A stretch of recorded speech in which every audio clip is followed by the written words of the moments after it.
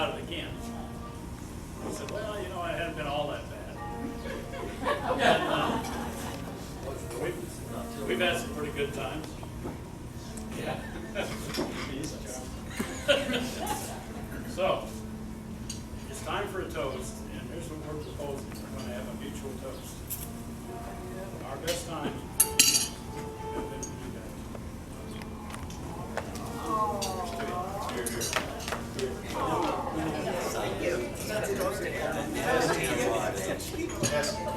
I'm going to turn it over to Jessica Blade, who they're going to do the stories live session.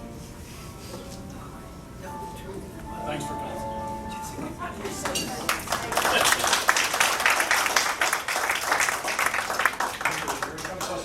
So I don't know if these are working very well back there. You gotta learn how to project.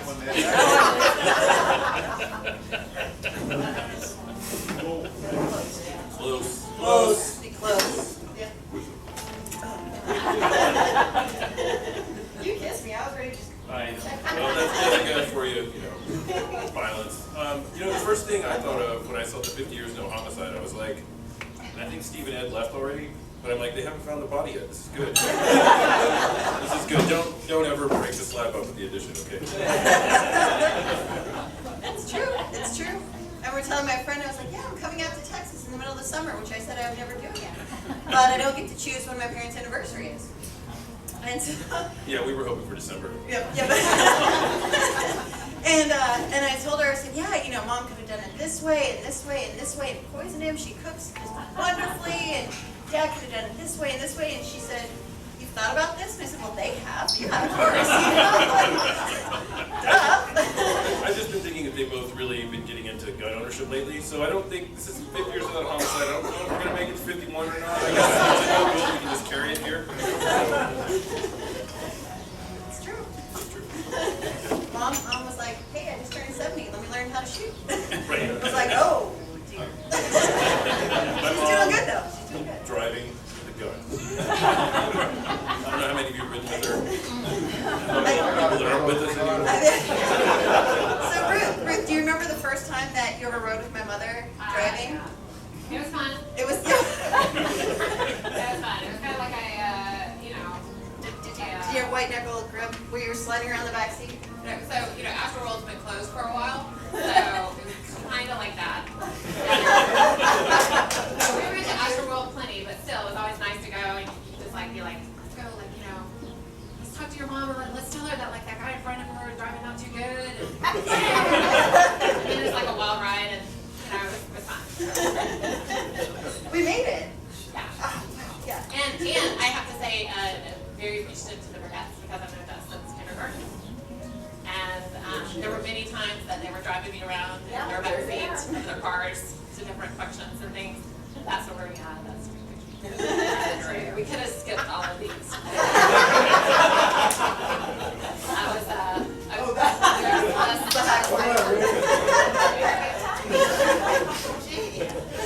And we learned all the best cuss words from her. So it's now. Yes. So we have lots of great people here today. We're so excited to see everyone, and it's a treat for us because we're looking at people. We're like, I think I know that guy. I think I know that lady. Did we meet them? And it's a treat. It's really fun. We're super excited you guys all came today. Good Lord. It's beautiful. See, that's fun. So we have, started here with Ruth because I love you, Ruth. But we have Ruth and her husband Scott and his wife Ashton, Mr. and Mrs. Long, Mr. and Mrs. Ritter, his parents, Miss Rupel, Barbie, Robert. We've got all these wonderful people here. This table, I think, is mostly filled with NASA folks. Are we ready? There's Mike, right? Yeah, Mike. Good to see you again. I recognize that guy. So I think we're just going to kind of pass around here, try to introduce folks, and have you tell stories about them. And just to let you know, feel free to turn this more into a roast. Because that just makes for better stories, right? So, who am I going to first? What? There you go. I'm Judd.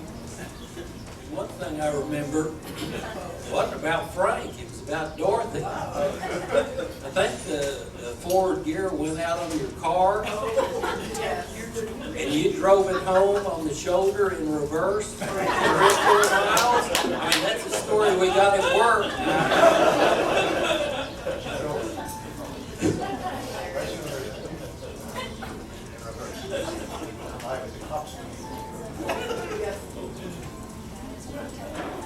Okay, I'm Mike Mons. I've worked with Frank for 35 years, and yeah, the first time I remember was in Chamber B control room. I think we were doing an ant test in Chamber B, and Frank was standing behind the console. And I remember as a young test director, I probably didn't project my words very good, but he told me project and say what you say like you mean it. And I remember that to this very day, and that was great, great help, Frank. Thank you. I'm Richard Cruz, and I worked with Frank for about 13 years.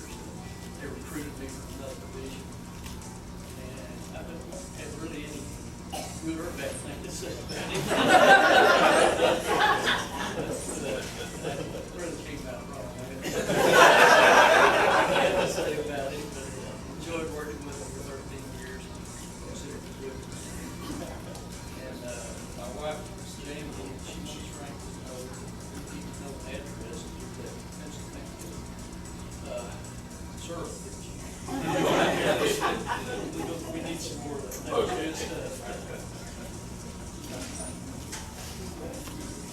Dave Kissinger, I work with him now, so I'm not going to say nothing bad about him. I noticed that Dorothy always wants to get the beer going when we're there to visit. So, interesting.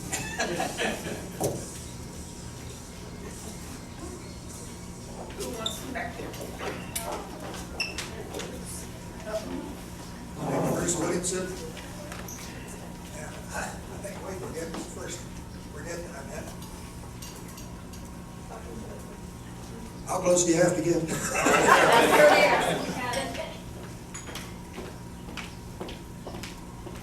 I remember Frank telling a story on a particularly sunny day in his life. He said he'd gone home, work on Friday night. Felt kind of tired. But come Sunday afternoon, he was working in the yard, mowing the grass and so forth. He finally got done mowing and went into the house and sat down on the couch and said, "Man, am I tired. My shoulders hurt. My arm hurt too." He said the next thing he knew, he was in the back seat of the car. Jessica was holding him down and Dorothy was driving, and they were on their way to the emergency.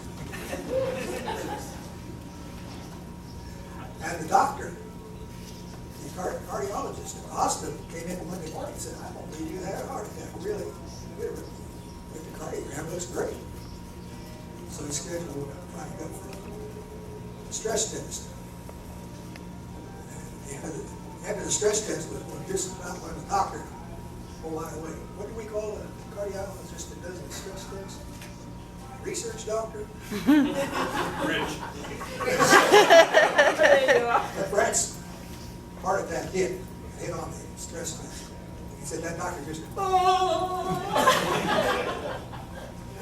But the nurse hit the red button on the wall and the ICU nurse came running in there and took care of Frank. But I've got another memento I wanted to share with you all. I've been saving this. Y'all know about Dorothy and her greeting cards, don't you? Some of you. Well, this is a greeting card she sent me for probably a birthday or something. It says, "Well, I never."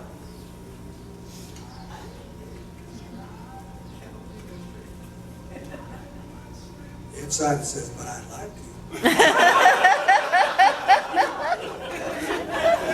Then in Dorothy's handwriting, it says, "In about 20 years." Has it been 20 years yet, Dorothy?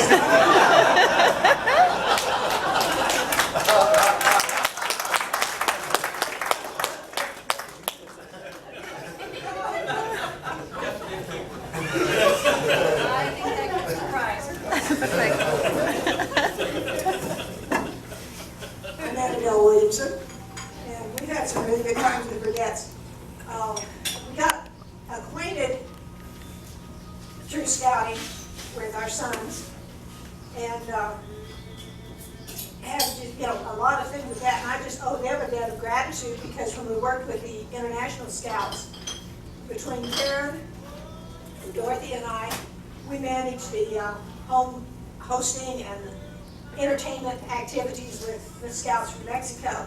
And we had anywhere from 12 to 48 Scouts coming in.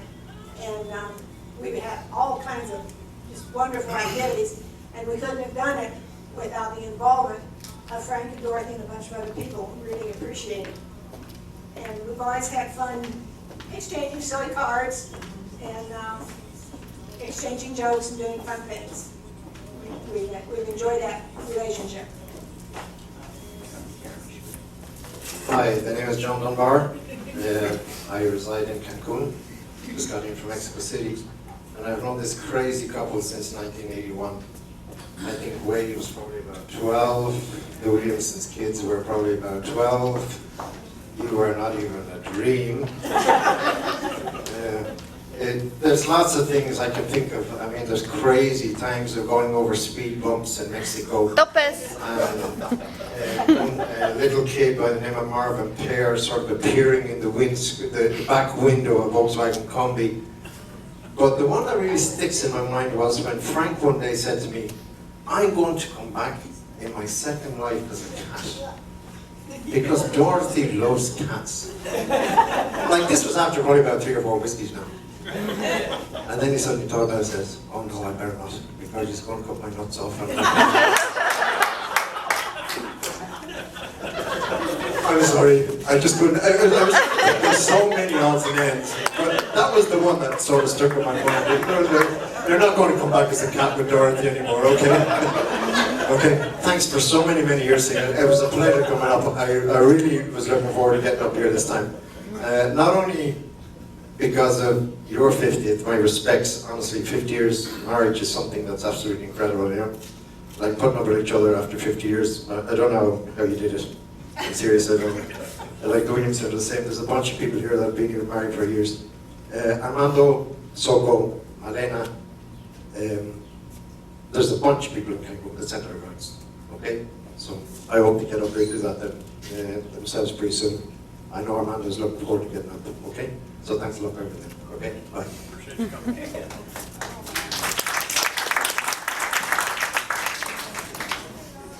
Okay. I'm Joyce Helm, and okay, thank you so much. Got it? Got it? I have the distinction of knowing Frank for the oldest, longest term. I'm his cousin. Frank was my idealized cousin growing up. He was, if you can imagine, he was blonde, and you know, he fit the ideal of the older man in my life for many years. I grew up in Pennsylvania, and we would see each other periodically. At that time, the family name was Burgett. I've never heard the Burgett until I met Frank in Houston many years ago. And one of my memories, my mom just idolized this young nephew of hers. He thought little did she know that he shot the moon. He really did. But she would talk, one of my earliest memories was when he built his own boxcar derby. Am I right, Frank? Yeah. And you competed in that competition, and none of my immediate family was doing anything like that. So it was just, oh, Frank did this, that's Frank went to school in Cleveland. And I tried long and hard to match up to that ideal and failed terribly. We moved eventually to Dallas, and I picked up the phone, and I had a phone number, and I said, Frank, this is your cousin Joyce. Do you remember me? And I heard this voice, a combination of Texan and Lander, Pennsylvania. And I said, yeah, it's got to be the guy. And it's been fun since then. We've been able to share some remembrances, but I think he's always been that. When I told my daughter where we were coming, I said, you know, this is what Frank's done with his life. And she said, and he's your cousin? What can I say? Yes. So, thank you for inviting us to this wonderful time. And you've said that we've got 4 more years to catch up with you, so we're taking lots of notes on this one.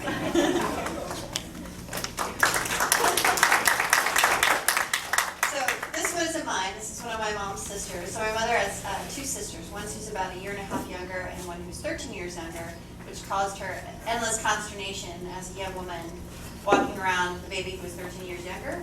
At that time, it was a little rough. But this is her closest in age sister. So this was the story that she wrote for y'all because she couldn't be here today. And if you've been watching the slideshow, so from first date to wedding was 7 weeks for these folks. So it's a little background there for you. It'll never last. So it'll never last, right? Because Dorothy and Frank had such a whirlwind courtship and then married and moved to Texas, the families really didn't have a chance to get to know each other before we became in-laws. But luckily for all of us, during our first few years together, Dorothy and Frank used most of their vacation time coming home and bringing the families together. From our perspective, the best shared times were at the Burgett family farm enjoying the countryside, his sister Janet's wit and really good cooking, and most of all, his mother Edna's genuine warmth and acceptance. She always found the good in everything and made everyone feel really special. So when she said she really loved Dorothy and was so happy to have her as part of their family, we weren't surprised, as our mom, Mary, felt the same way about Frank. But when she said she'd be eternally grateful to Dorothy for, quote, taking Frank off their hands, we were floored. Seems her darling baby boy could get quite ornery and stubborn and was a real pain in the butt when things didn't go the way he thought they should, so she figured she'd be, quote, stuck with him forever because no one else would ever put up with him. And then along came Dorothy, who not only took Frank but promised to keep him. Her prayers have been answered. So now both mothers are smiling down on their children, content in knowing that they've overcome all obstacles, had successful careers, made 2 beautiful children of their own, and have shared 50 wonderful years together with many more to come. So that's from my Aunt Shirley, and so true. So yeah, I did get your mom and dad actually to almost cuss. I got to, about you. So we had gone to see them, and we were sitting at the airport in Jamestown, New York, and Wade was a teenager, I was a preteen, so what are we going to do when we're talking to people? We're going to complain about our parents. This is what we do. We still do that. We still do that, yeah. We're like that. So we're complaining about our parents, and it was kind of interesting, because your mom started getting animated with us and being like, yeah. So she said, yes, Frank is such a, and we're just waiting, bated breath. What is she going to say? I've never heard this woman cuss in my life. Fuddy-duddy. So, you're our favorite fuddy-duddy. So, here we go. This is one of the loveliest women I've ever known, because she's a lovely woman, and she makes us look presentable, which is it's kind of hard, because we run around in dirt. So, here's Marlene. She's the lady who's done my mom's hair since I can remember, so a long time. Yeah, it's been a long, long, long time, Dorothy. We shared a boyfriend. Oh, no. Hey, Frank, I didn't get to spend a lot of time with you, but your wife was very lovely, and he's very lovely, and I enjoy her company, so. I don't have anything really to say about, only thing I said is, you'll have a lovely marriage, and I hope you'll keep on going. And there's one more thing. Your boy and Wade used to swim together at Walden. That's right, that's how we met. I mean, this is way back when. And we used to have a boyfriend. Yeah. Yeah. Walden, yeah. Walter, and we used to share him.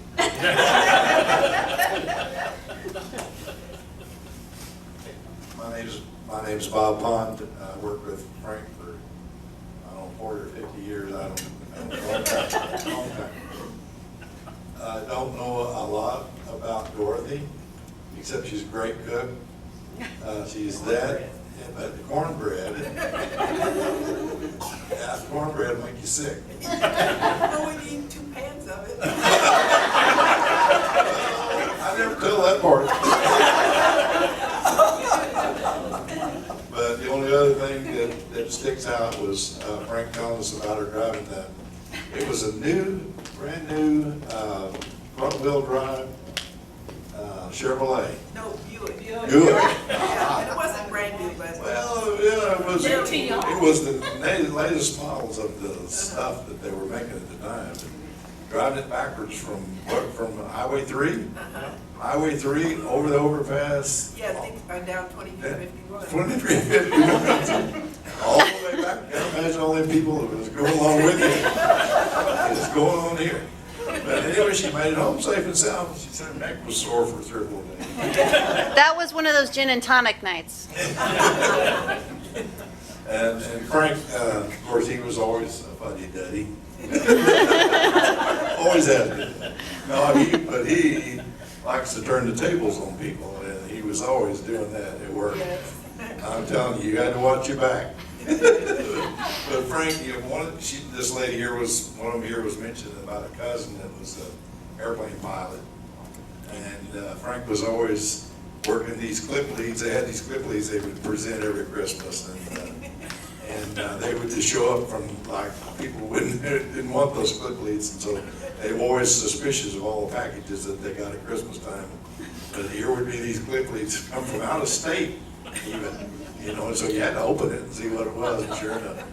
And they had an international bumper, international harvester, what they call that thing? It was a travel-all? Yeah. It was a travel-all, yeah. It had that bumper, or not the bumpers, the grill, actually. It fell out or something. So every year, that thing would show up under the Christmas tree with various people. So he was always, you had to watch him. Don't do anything that wasn't kosher, because he could catch you at it and make you relive it. So congratulations on your 50 years here at Kansas City and Bell City, and we're glad to be your friends.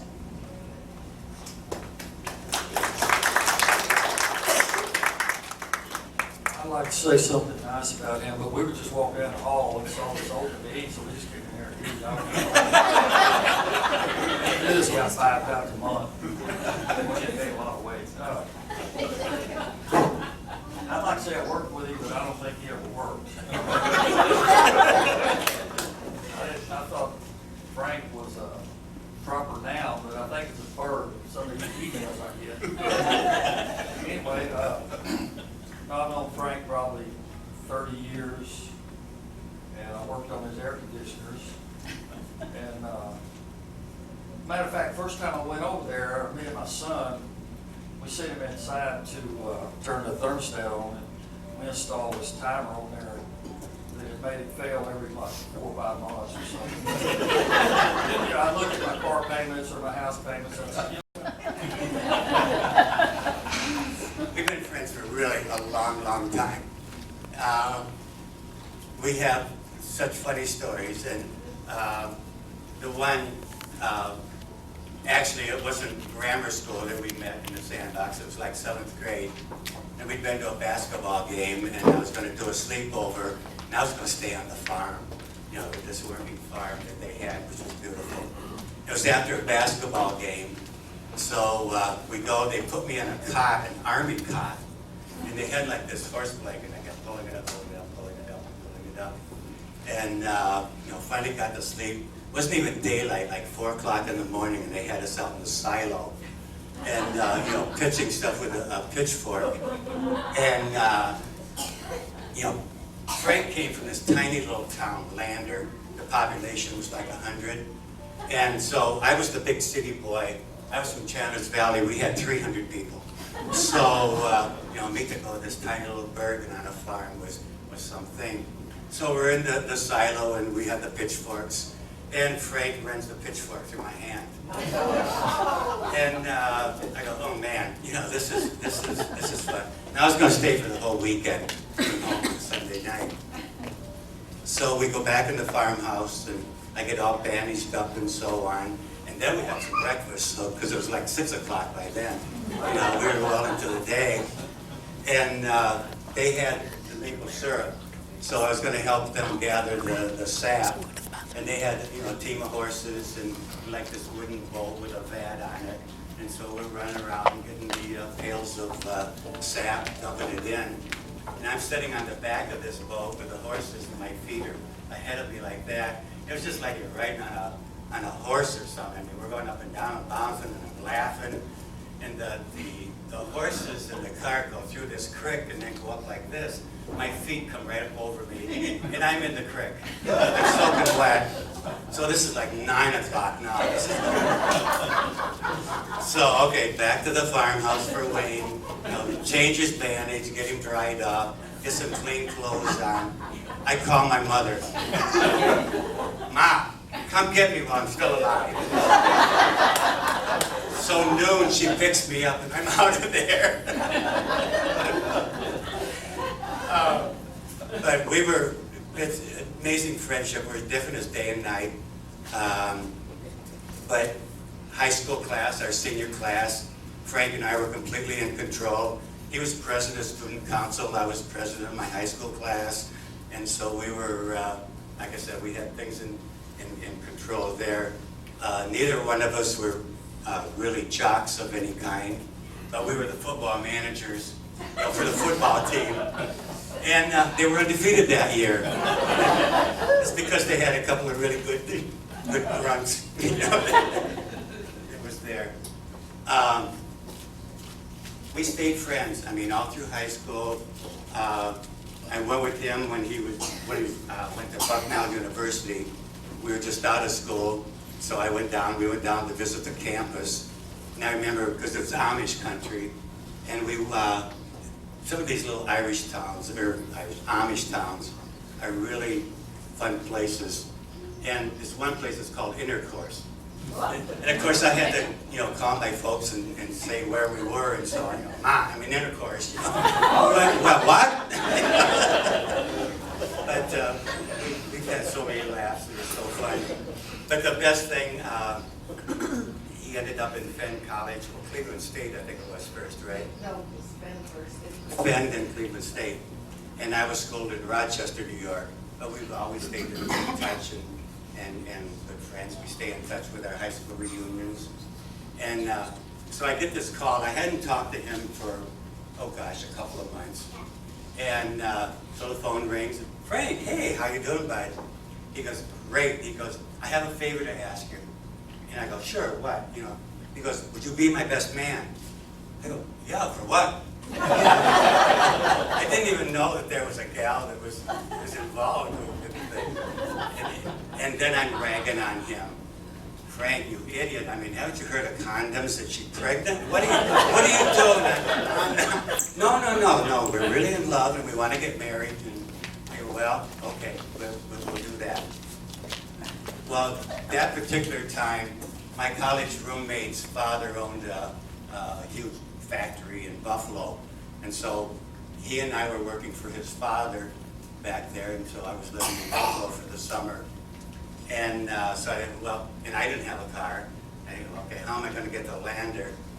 Well, my roommate's mother had a Corvair, which was really pretty good. And so it's Interstate 90, which is freeway, and you get off around Chautauqua area and so on. And so I was on this freeway and I was just batting right along. Going through this little town, I get a speeding ticket. And so I'm like an hour late and they're still waiting, for me to come, so they can start the wedding. Luckily the cows were with me. They all got out of the pasture. So they were all herding the cattle back in the pasture and so on. And so my timing was pretty good. But I remember coming down the road and I'm just laying on that horn, sort of thinking here that, that I'm coming and I'm going to be right there. Dorothy, always been a sweetheart. We've had such good times. My partner and I were down to visit, and I remember this, Frank and I were in their den, and I'm sure we were just drinking a beer and reminiscing, and so Rob and Dorothy go out to the kitchen because she's going to make dinner. It's like a couple hours, they're doing their thing. Frank and I are, catching up and everything. All of a sudden, Rob and Dorothy come in. They are drunk as skunks. They were out there. They were making Manhattans, martinis, bourbon old fashions. They were lighting coffee up with rum and all these things. They couldn't even talk, and it was just very, very funny. And like they left the room, I go, Frank, what the hell just happened? Did you see that? You what? Breathed on you. Yeah, you breathed on us. Again, with our closeness, My birthday is August 7th. Dorothy's is August 8th. So we're both Leos. Frank didn't quite make it, but he's still in August. He's 29th, August 29th, so it makes him a Virgo, but all our birthdays are in August even. And we all like cats, which I say, that brings me back to the sandbox again, where Frank and I met. Anyway, to all of you, I was trying to find words to describe the nicest, most pleasant, kind, successful, non-judgmental, loving and fun people I know. Frank and Dorothy. Mr. and Mrs. Burgett, 50 years.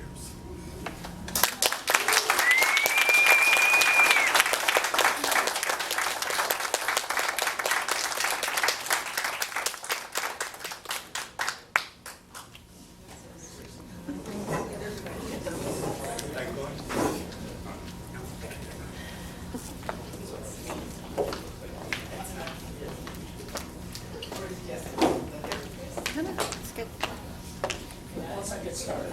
All right. Well, I don't know how many of you are as old as I am, but there was a radio program called Can You Top This? And they would tell jokes. And I'll tell you what, it's going to be hard for me to top what you just heard. So I'm not even going to try. My name is Melvin Ritter. My wife is Carol. And I don't need this. I've got a pretty good voice still.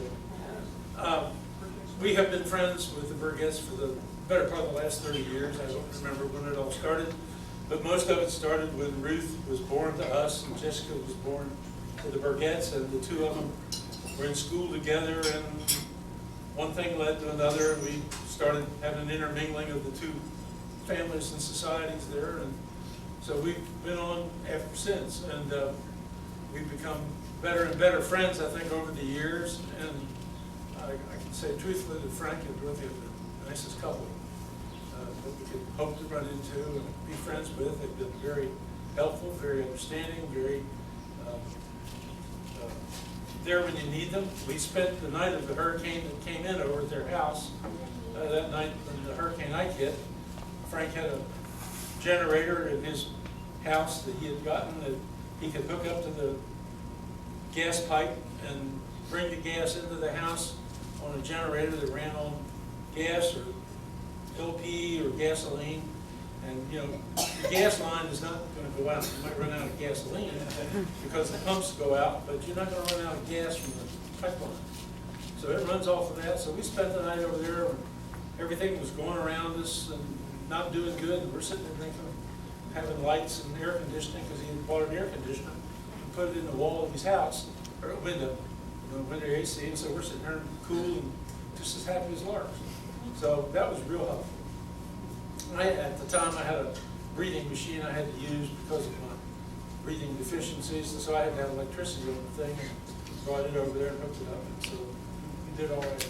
And we've gotten, I think, a lot closer since then, since 2008-9. As friends develop, and his lifestyle's changed somewhat, and I've changed somewhat too. And I'm still working. I'm 78. We'll be 78 in July, and I'm still working. I work for the US EPA. Frank's retired years ago, and I don't know why I haven't. That's the problem. I'm still working, but one of these days it'll happen. And hopefully we'll grow closer as friends as we become, have more time on our hands, so to speak. But we're going to have our 50th anniversary in 2 weeks, and we have 6 kids with 11 grandchildren, one in the oven. And so we're looking forward to a kind of reversal of them coming to our 50th in a couple of weeks, which will be at the Rice Chapel where we got married 50 years ago at Rice University, when we were going out at the University of Houston. So I want to say congratulations to Dorothy and Frank. You've been the best of friends. It's been some of the best of times. We're looking forward to a lot more years. Thank you very much.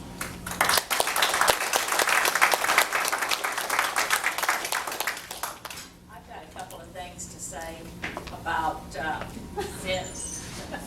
When Frank and Dorothy have been wonderful friends, I'm a lousy cook, and Dorothy, thanks be to God, is an excellent cook.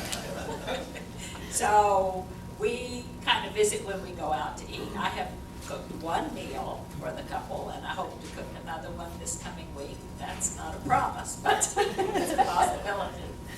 At any rate, I will never forget how sweet and kind they were when that deer hit my car. Frank, God bless his sweet soul, provided us with a pair of deer whistles that prevented us from getting hit ever again. So he's essentially saved our life and saved my car, having those nice deer whistles that I have no idea what they do, but we have never been hit by another deer. So that's a great thing. Thank you both. Jim? Shirley? Okay, Shirley. It's back full circle to Ruth. Okay. Is it still me? Do you want me to continue? Where do I begin? No, I would like to say a very dear thank you to Mr. Burgett for all the years and all the sweet, whatever. All right, everything, the gestalt, the interactions of our lives. Thank you very much. Thank you all for sharing. It's fun. We get to see other, aspects of our parents. You're not seriously talking about my parents, right? No, I love you guys so much. Super. Yeah, I really can't believe that you made it 50 years. I can't either. I lost a lot of money on some bets over this. We'll talk after. Okay. I do have one last thing to leave you with. My dad was giving me a little bit of a hard time this morning about the tie. So I think most of you guys know I do restaurant stuff now. And I can spent choke some you with years. it. I can take care of it. This isn't safe. It's my sister. He's giving me a hard time about the tie. And, this should be a more festive occasion. So I've got a little costume change, right? I've got a tie given to me by a scout and my business partner, Rebecca. It was on. So in Portland, Gay Pride falls on Father's Day, right? Yeah, I fixed my collar, thank you. So I got another tie.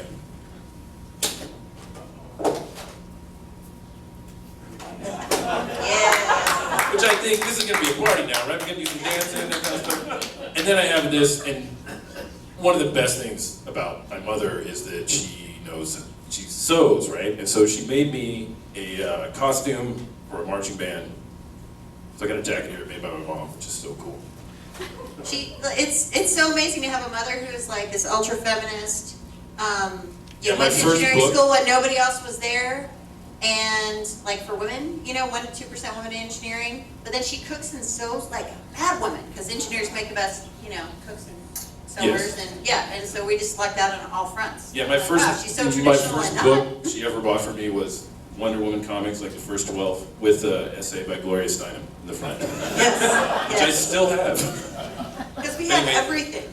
We have everything. No, you're the pack rat. I got rid of so much stuff. Oh, sure. That's why you have the Wonder Woman. Books. I like that jacket. Can she let it out for me a little bit? Maybe. You gotta talk. It takes some work. You gotta have like grandkids for it and stuff. Love you guys. Thank you. Oh, you're so much.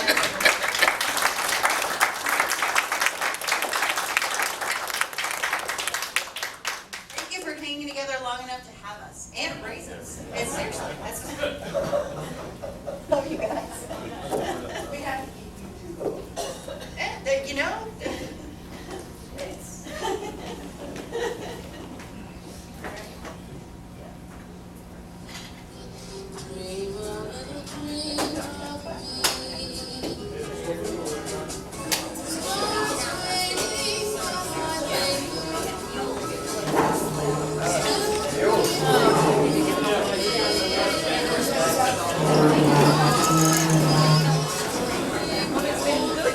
You too. Maybe I'll see you at the shop. I keep shopping around for another hairdresser.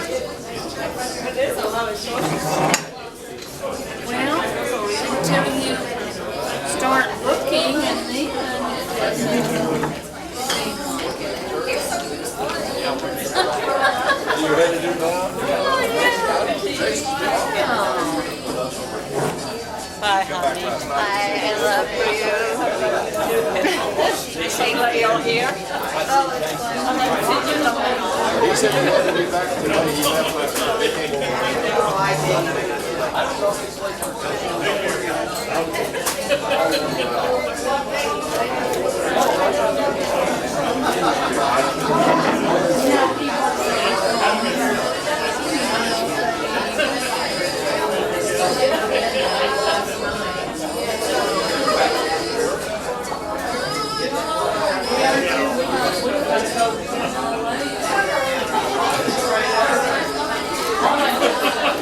One day, he's gonna come by and pick me up, take me for a ride.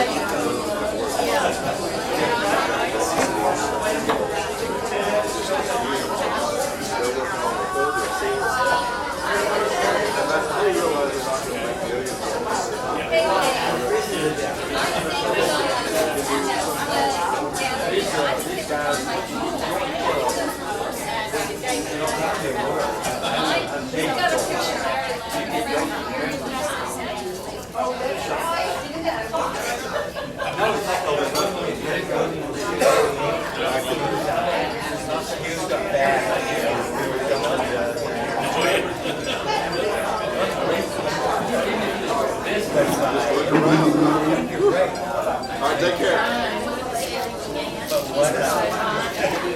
I know it wasn't a tractor.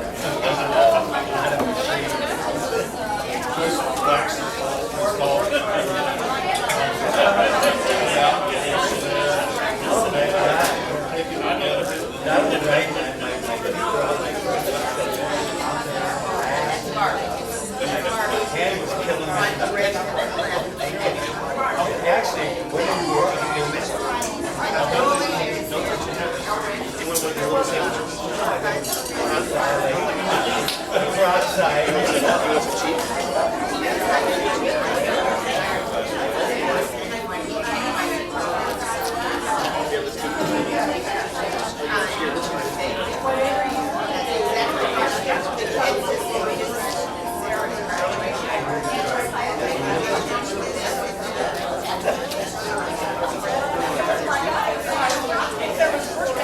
Yeah.